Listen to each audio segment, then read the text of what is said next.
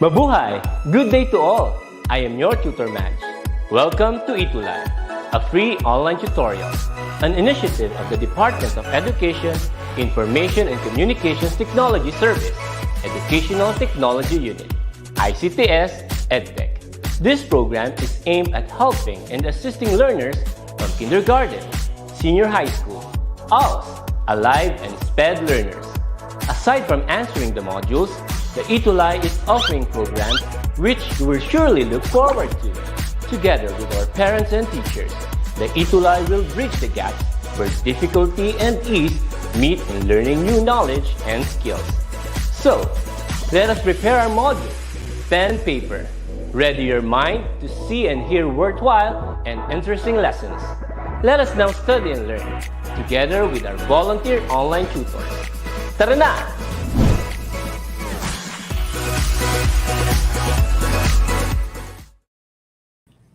Hello, Sir Jerry. Good afternoon. Good afternoon, Sir Jerry. Kumusta? Fine, Tutor Kit. It's a sunny Tuesday afternoon Yes, it is a sa sunny and Isabela. hot Tuesday afternoon din dito sa amin sa Tarlac. Tutor Jerry. 4:06, Tutor Kit. Yes, and actually, no, we will try to get as much as we can in the time that we have so far. We're like 6 minutes late. And so we're going to start this off, of course, by introducing We Make Change Work for Women. This is the National Women's Month celebration starting today until March 31st. 31. Okay. Yes, so sa lahat ng mga kababaihan, tungo sa kaunlaran yung kanilang agenda, and we are supporting that as ETUlay tutors. So, Yes. Sir Jerry, I think let's go with our shout out na. May shout out ka ba dyan? Yes, of course, Tutor Kit. Hello po sa aming mahal na ASDS sa Isabela, SDO Isabela, Ma'am Madeline Makaling. And of course, to Sir Dante Marcelo, our drivers in the SDO Isabela. Hello po sa Nice. inyong lahat. Hello. Hello din sa lahat ng mga taga SDO Tarlac Province, especially to my school, Cristo Rey High School sa Capas Tarlac, headed by our principal, Sir Noel D. Palge, and of course, our head teacher, Ma'am Gina Palge. And of course, sa lahat-lahat ng nanonood ngayon, dear students, we are grateful, no, kami ni Sir Jerry, for tuning in today, and also noong nakaraang creative writing, Sir Jerry, and parang giving us opportunities to have awards, no? sa ETUlay, Yes, Tutor Tutor Kit. Jerry. Ayan. It's because of Okay. them, Tutor Kit. That's why we have Totoo. received our recognition also.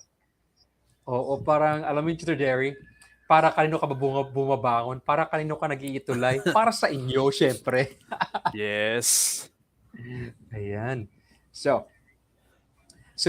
last week, Tutor Jerry, discuss natin yung themes, how to analyze themes and techniques in a text. Today, we will be tackling a different like topic, and it will be creating samples of different literary elements based on our experiences. And to start us off, no, nagkaroon tayo ng challenge last time, Tutor Jerry. No? Yes. Okay. And that is So- to analyze a vignette. Ayan. Yes. Tutor Jerry?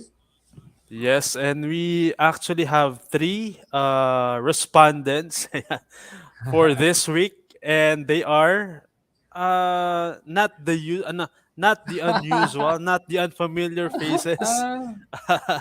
It's Neslin, Kate RG, and Hazel. Tatlo sila kasi yung iba nalilate na nagsasend ng kanilang challenge of the week.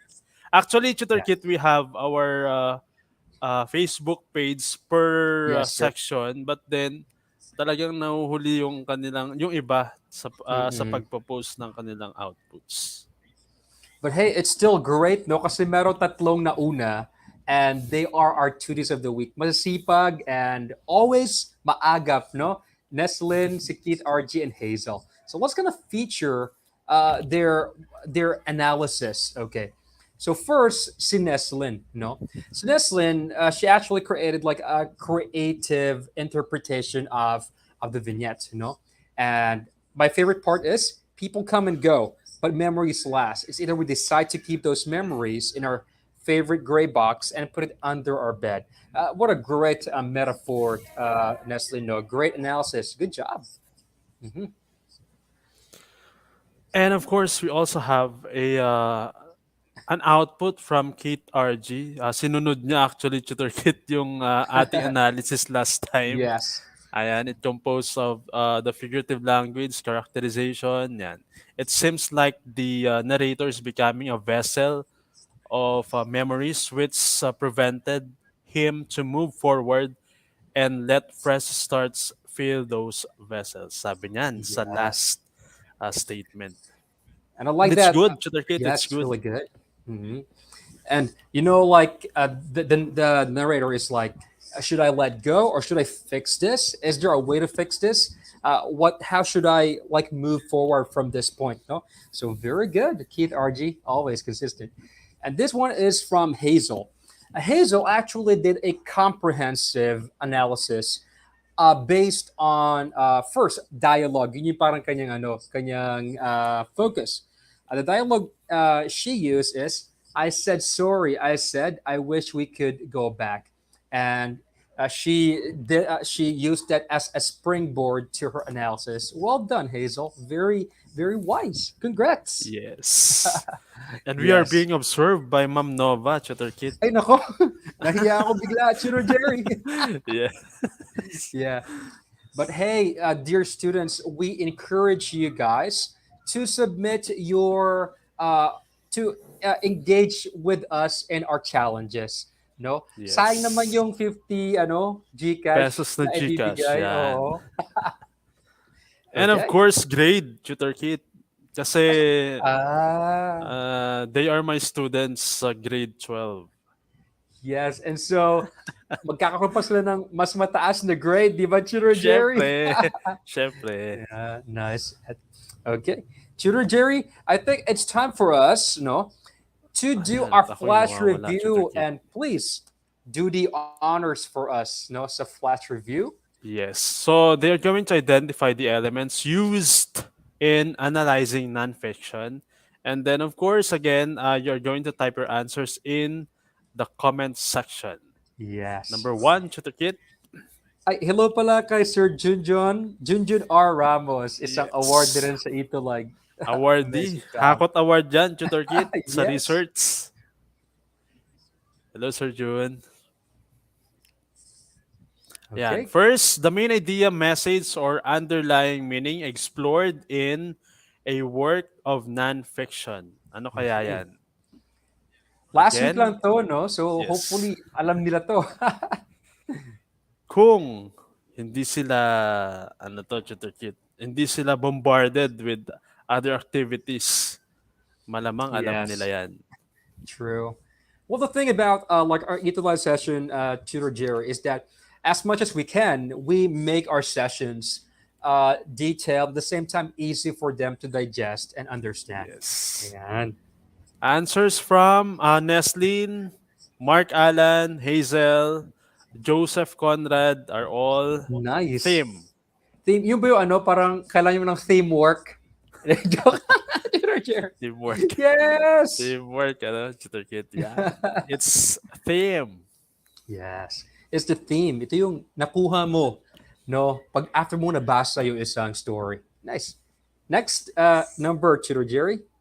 Specific and deliberate constructions of language which an author uses to convey meaning. Yan. Dalawang subject lang naman tayo last week. Oo nga Dalawang, naman. dalawang words lang ang inikutan natin last week. And I hope you know Totoo. it. Ayan. Siguro kung totoo si Master 100 times natin nabanggit itong mga words na ito. Ayan. Kung totoo si Tutor Jerry, ito yung mga pinagbabawal na blank, no? Kung ano pa, kung Oh, ninja ka. yes. Ganon. Ninja. Yes. Ano kaya? Ano kaya yan? Wala pang sumasagot, Tutor Kit. Wala pa nga. So, Ang daming students ng yes, Alibadabad marami. National High School. Wow. Thank you so much, guys, for tuning in with us. So, siguro dahil hindi pa sila sumasagot, maybe you could just reveal it, Tutor Jerry. No? Sabi ni Keith RG, Yes. technique daw. Technique. Yan. Yes. Yeah, it's Technique. technique. Yeah, technique or techniques. Yes. Correct. Thank you, Nestle and Keith RG, mga mahuhusay nating mga mag-aaral. And of course, number 3 natin, Tutor Jerry. Name the four techniques which we used for analysis last week. Ano yung mga techniques Yes. na yon? Actually, nakita nyo na kanina doon sa sagot ni Kate RG sa kanyang Yes. challenge of the week. Actually, we created a chart, no? Para Yeah. ma-feature ito. Okay? Ano kaya itong mga ito? And actually, Tutor Jerry, no? Marami pang techniques actually, but we just decided to focus on these techniques because I think Yes. they're the easiest to discuss. Pero later on sa ating mga susunod na mga episodes, we will be discussing more of these techniques and more of the elements ng nonfiction. Ayan. Okay. Nako. Wala pang sumasagot, Tutor Jerry. Siguro, siguro tulog pa Answer yung mga... reveal. Answer reveal na daw. Answer reveal. Ayan. Okay, Tutor Jerry. Actually, Kate had an answer na, Tutor Kate. Ay, talaga. Characterization, imagery, dialogue, figurative language. Tama kaya siya, Tutor Kate? Yes, and she is correct. We discussed Yes. figurative language, characterization, imagery, and dialogue last week. And great job, no? Keith RG, Christine, Nestle. Charmy, and Neslin. Great job, guys. Okay. So now, we will now go to our topic for today. Alam ko medyo nagmamadali tayo ngayon kasi we don't have enough time. Yes. Yes. Okay. But today, we will be discussing how to create samples of literary elements based on your experience. And that is the essence, basically, of nonfiction. You write about your own experiences. No? Okay. Tutor Jerry, ano ba yung literary elements? Yeah. So literary elements, these are the components that make up a literary work. And then aside from that, it's the parts of the what of a literary work. Bakit kaya what, Tutor Kid? So, tinawag siyang what? Kasi alam mo yung parang ingredients siya, no? Kapag wala yung isa, medyo hindi ganun kasarap, no? Ito yung Yes. bumubuo kasi sa isang literary work or sa isang story, for example. Ito yung mga examples natin ng mga literary elements, Tutor Jerry. No? Alam na alam nila ito. Yes, because we've discussed this last time during the creative writing na diniscuss natin last sem. But then That's right. some were not included, just like the point of view, tapos yung motive, hindi natin yan na discuss, Tutor Kid. Yes. But hey, these are just examples, guys. No? We have character setting, exposition, plot theme, and yung sinabi ni Tutor Jerry na hindi na-discuss last time, which are point of view and motives. Now, meron naman tayong tinatawag na literary techniques or in other words, literary devices. Ano naman ito, Tutor Jerry? Yes, Tutor Kid. Literary techniques naman, these are devices used by the author to produce an effect. Kung isa kanina, ingredients, ito naman effect. Yes. So ito naman ginagamit parang kung ingredients yung mga elements, ito naman yung kung paano ka magluto. Yun yung techniques. Parang Ayan. papunta tayo doon sa activity natin mamaya, Tutor Kid. And it's an exciting one. Nahalata mo pala, Tutor Jerry. Nahalata ko. Yeah. So these are the following literary techniques that you could use in drafting maybe your nonfiction text na yun yung kinahiligan ni Tutor Kit. Yes. Drafting examples sa mga nonfiction and fictions. Imagery, tone, irony, figurative language, characterization, and then our dialogue. So those Yes. are the techniques. So we discussed 4 of these last week, no? And then these are just examples of other techniques that we can use. Okay. Now, so just like I've said before, literary elements are the ingredients of a text, of your story, for example. And then literary techniques is the how, no? The how you execute your story, parang ganon. So literary elements yung what, What? techniques yung how, parang ganon. Okay. So, Tutor Jerry, ah, Writing workshop. Yan. gagawin natin ngayon yung parang writing workshop. Mm-mm. Yes. Para kasabay natin magsulat yung mga estudyante. Yes. Oo. It's an So ano exciting gagawin nila? one. Yan. Yes. They are going to get a pen or siguro probably kung wala silang pen at the moment, then you can just type in their comment section sa kanilang Pwede. phone and laptops. And then you're going to simply follow our instructions as we go through the lesson. So yun lang. Yes. So hopefully guys, samahan nyo kami, no? Kuha kayo ng papel at lapis or ihanda ninyo ang comment section or notepad ninyo dyan sa phone ninyo. And I hope you're right with us, okay? Ready na? Yes, Tutor Kit, ready na. Ano yung So una in na a gagawin, Tutor sentence, Jerry? yan. In one sentence, you're going to describe the last meal you have eaten, you ate. Okay, your Yes. answers One on your sentence lang, paper, ha? and then you're going to type it in the comment box. One sentence lang para mabilis tayo. Oo. Or You're pwede just nyo rin going to ano, describe the last meal. describe nyo lang. Pwede kayong diretso na agad sa comment section, di ba, Tutor Jerry? Yes. Ikaw ba, Tutor Jerry, ano yung kinain mo kanina? Actually, Tutor Kit, my last meal was last night because I was not able to have my breakfast and lunch. Talaga? It's a combination, yeah. It's a combination of parang dancing saltiness and sweetness na kaldereta. Uy, wow, parang ang sarap naman nun. Parang Pero may kagabi pa sumasayaw siya, yon. no? Ala, dapat kumain ka. Sabi ni Joseph Conza Bulaklak, I just had siomai for lunch. So, siomai daw. Oh, kita mo. Diet ka ata, Joseph. Nagtitipid si Joseph. Siomai lang. Yeah. Ayan. Yung mga iba kaya, ano kayang kinain ninyo, guys? Please type down ano yung last thing na nakain ninyo. Ako, Tutor Jerry, the last thing I ate was a 2-piece burger steak. Wow. From McDonald's. Actually, kinda. Yes. So meron pa tayo ulit. Sabi ni Shien, Dominic Aseric, Shien. I just had hot dog for lunch. Hot dog Wow. for lunch. Wow, pang breakfast yun ha, Shane On ha? breakfast, yeah. But it's still a good lunch, right? Yes. Si Joseph naman, we ate that. We ate a Nag-iisip Jollibee pa yung iba. yesterday. Nag-isip pa yung iba. Yesterday. Guys, pagkain nyo lang naman. Yeah. Okay. Alright, siguro, I nagsusunod think pa we sa could just Tutor read, Jerry, no? could just read the other example. Yeah. Yeah, and it crackles in my mouth and melted between my teeth. I have eaten crest. Ano yan? Crisps. BTW. Ano By kaya the yun? way, parang ano ata siya, Tutor Ah. Jerry, crisp, right? Rice Krispie ba or chips? I'm not sure, Keith. No? So, but I liked the way you described that, no? Crackles in my mouth. Yes. So, now, while we're doing this, now we will be reading more of your answers, guys.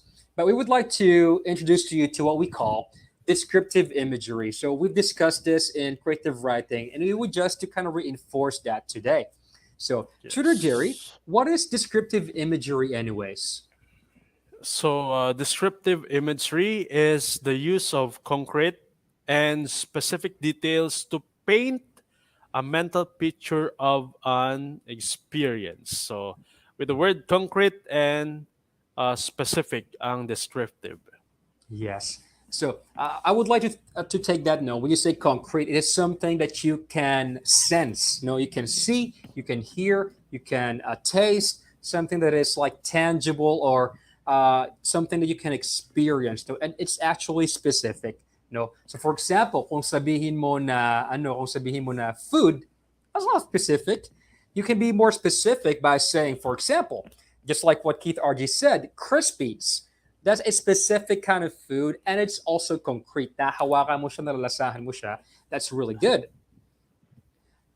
Now, Yes.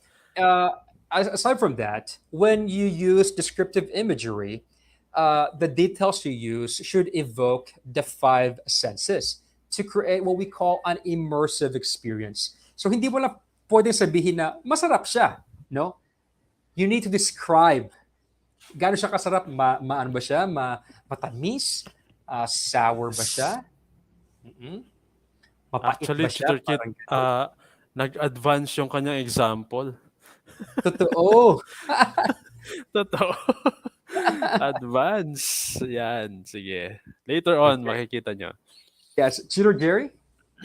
So we have the following descriptive imagery: visual, olfactory, gustatory, tactile, and then auditory. It refers to your senses actually. Yes.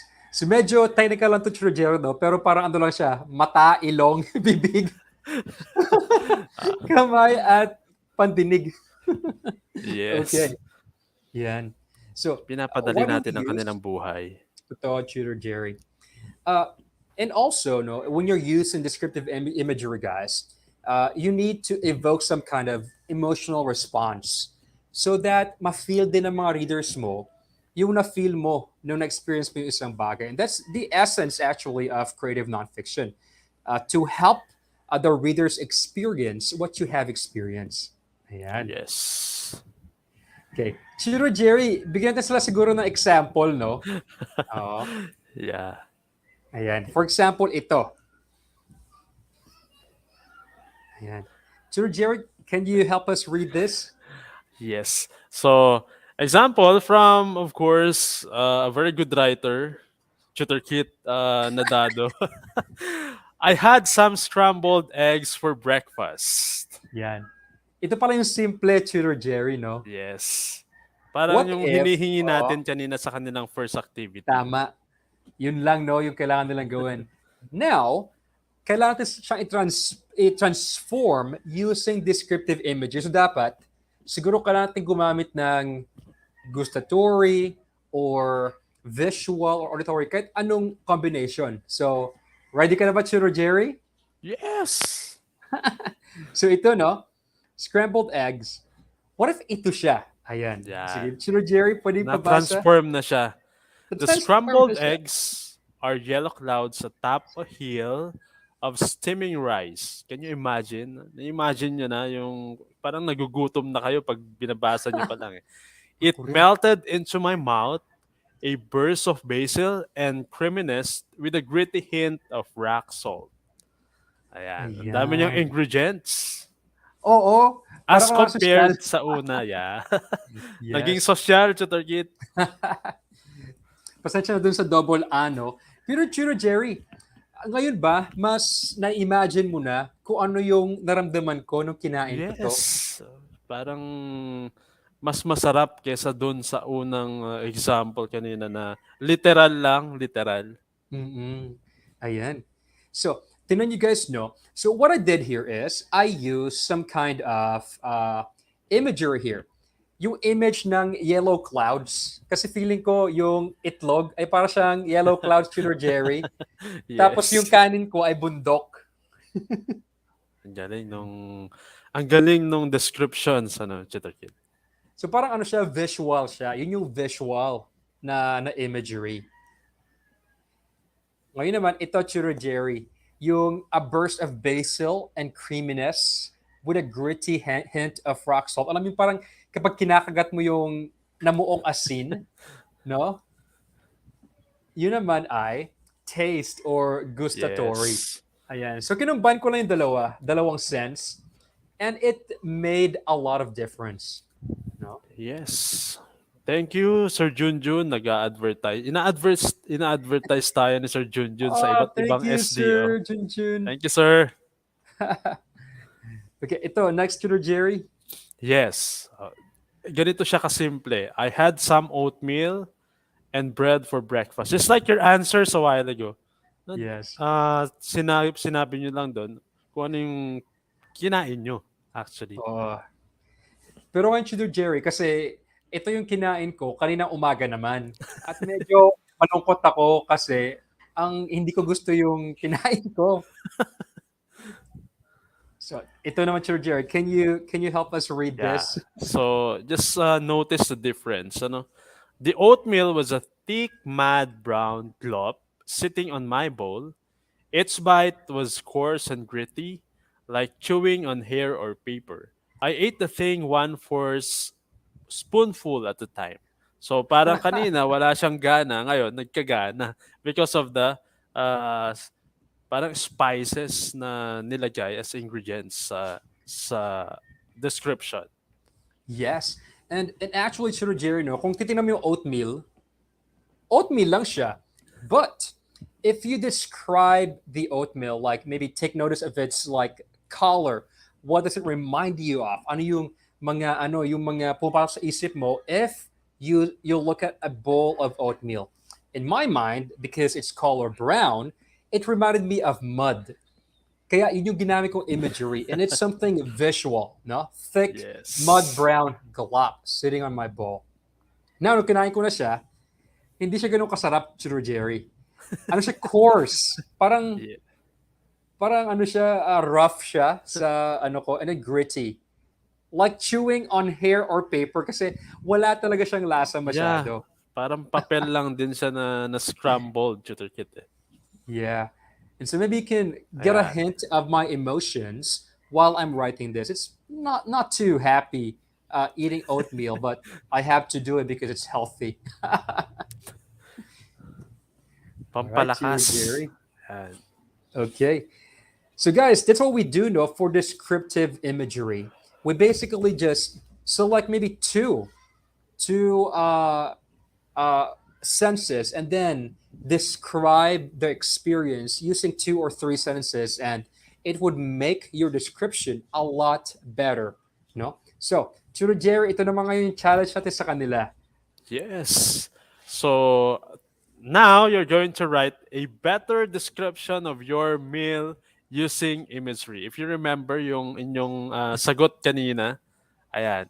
You add spices from our examples sa while ago through TutorKit, and then let's make it happen. Tignan natin if you Yes. could transform it using imagery. A combination siguro ng imagery. Yes. Gusto ko, Churo Jerry, yung parang gutumin nila tayong dalawa Yes. Yung sa parang, kanilang yeah, description. yung maglalaway kami. Ayan. Oo. Sige nga, guys. Can you send us your enhanced version of the meal you just had using descriptive imagery? Sige nga. You have the example kanina. Mm-mm. Ayan. Wow. Nood na po. Regional Science High School. Thank you, Salamat, Sir Sir Junjun Junjun. Ramos. Napaka-supportive ni Sir Junjun. Ayan. Uh, Kunwari, nagmamadali tayo, Tutor Kid. yes. Hopefully, guys, no, you are joining us and you are writing with us. Siguro bati muna tayo, Chiro Jerry, ng mga andito ngayon. Yes, Tutor Kid. Ayan. Hello kay Ma'am Yurika Yumage, kaklase ko sa Mael. Wow. And also Ma'am Noemi Orian Diang Juliano, who is one of my best friends, and Sir Jordan Sumera. Thank you po for watching. Yes, and hello din sa lahat ng Humes students sa San Mariano National High School. At the same time, senior high school students from SDO Isabela. Hello po sa inyong lahat, and thank you for Nice. being with us again. Tuesday is English Day. May Yes. sagot na si Joseph, Tutor Kit. Sige, basahin natin Cheater Jerry. Sabi niya, I just ate my favorite food like ice cream, fried chicken, and French fries, even when you eat restaurant like McDonald's. Okay. That's good. That's good. Okay, but maybe Joseph, no, you can describe, for example, the ice cream. Ano Yeah. yung lasa niya? Ano yung flavor niya? Ano yung itsura niya? No? Yes. Yan. Si Malamig ba siya? Enrico, Yeah. malamig ba siya? Yung ice cream mo, o tunaw Yeah. na. Baka Tunaw juice na. na yun. Okay. My goodness, Tutor Jerry, 5 minutes na lang. Yes, 5 minutes na lang, Tutor Kit. Kahit isa lang Ayan. siguro na nasagot yung ano natin, ma-receive natin from you guys. Si Enrico Dalupan, Tutor Jerry. Maybe you can read Yeah. his answer. His favorite food is fried fish. Fried fish. Yan. Siguro pwede mong ano, Enrico, no? You can describe the fried fish more. Anong lasa niya? Yes. Does it make a sound when you take a bite? Parang gano'n, no? Does it crackle in your mouth? Does it like, na ano ka ba? Natinik ka ba? Natinig talaga, no, Tutor Kit? Answer Nawala Tutor yung Jerry. Oh. mga learners natin na ano to, maayos yung mga sagot kaninang Oo first nga. first impact pa ng ganan. That's true, Tutor Jerry. But hey, still, guys, we are waiting for your answers, Yes. and yes, kahit isa lang. Parang awa nyo na. Parang awa nyo na. Okay. So maybe isang tip, no, for you guys to understand this is to kind of notice the details in your food. For example, if you're eating like a mango, hold the mango and describe the texture maybe of the mango. What does it remind you? No, maybe when you take a bite of the mango, no, what kind of flavors are in your mouth? Parang ganon. Yes. If you do that, it will allow you to kind of give us more of an experience while you're eating a mango. Kasi sabihin mo lang na, kumakain ako ng mangga. Okay. I think nahirapan silang mag-search sa kanilang English-Tagalog dictionary, Tutor Kit. Sige, Chino Jerry. So siguro, Chino Jerry, gagawin natin is, we will make this into a challenge na lang. Yeah. No? Ganun na lang siguro. Yes. Okay. So we will, punta na tayo ngayon sa ating challenge. Okay. Ayan. Okay, Chino Jerry. So for this week, you're going to have to write a vignette, a short piece of nonfiction about the given topic using descriptive imagery, somewhat part or uh, concept din nung pinapasagutan namin kanina na hindi nyo nasagot. And then you have to avoid cliches, be original. Hindi natin na-discuss yung cliches, Oo nga Tutor eh. Kit. Next week na lang.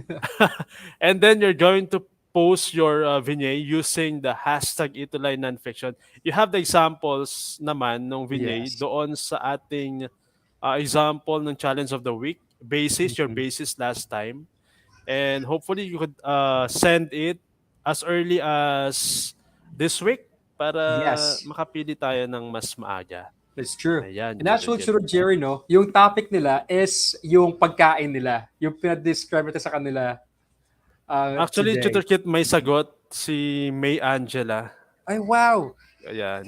Can you read it for us, Sir Jerry? Sabi niya, lately I just ate my favorite food, which is chocolate. It's really sweet as sugar, and I feel so happy because it's so delicious. When I've bitten, it melted in my mouth, and it's so yummy. Chocolate is yummy, delicious, and a precious food. Yun yung kanyang Nice. sagot. Yan. Amazing job. And this is great. You made us experience a little bit of you eating chocolate. Yes. Yes. Okay. May isa So, pa, guys, Tutor Kit. meron pa? Yes, It's please. 4:39. The crisps tickle my nose as I sniff the spice that was put into it. I pop it in my mouth and it crackles. It melted between my Oh, mid. That's nice. according to Kate RG. Ayan. Great job. I love this. It's a little bit of olfactory, no? Tickles my nose. Yes. A little bit of a tactile, and crackles that melted between my teeth. Great imagery. Good job, Keith RG. Yes. Sayang. Oo. Nabitin tayo sa oras, Shooter Kid. Oo nga, Chino Jerry. But hey, guys, we would love to leave you with this quote, which is from Al Newhart. The difference between a mountain and a molehill is your perspective. So, for example, you have this experience that you think is simple, but if you put it in a grander perspective, it's actually more poignant and more impactful than you think. So that's it, guys. At natapos Jerry? natin, Tutor Kit, ang isang Yes. session na naman. Thank you for tuning in, for participating, for tuning in with us. Again, of course, we invite you for another session next Tuesday, please. Sana matapos natin yung isang session next Yes, Tuesday, Tutor Kit. that's true. At 4 p.m. Huwag niyong kalimutan yan. Yes. So thank you, guys, and Thank you. goodbye.